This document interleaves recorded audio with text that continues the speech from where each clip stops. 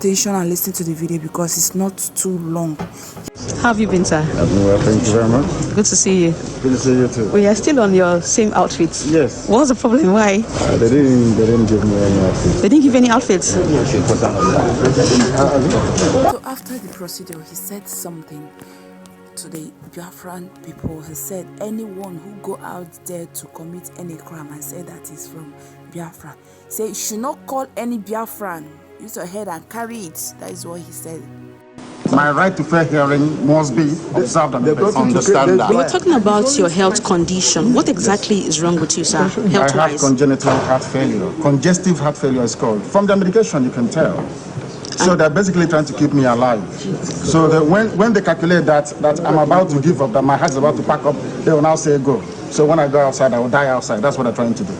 The medications they've been giving to you, has it not been working? It's not working. If it's working, why would I have